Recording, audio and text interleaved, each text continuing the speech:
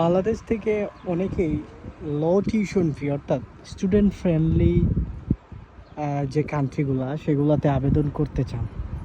অনেকেই জিজ্ঞেস করেন যে ভাই 3 থেকে 4 হাজার ইউরো টিউশন ফি আসবে পার ইয়ার, এমন কান্ট্রিগুলো কোনগুলো, বা এগুলার জন্য বাংলাদেশ থেকে কি প্রসেস করা যাবে?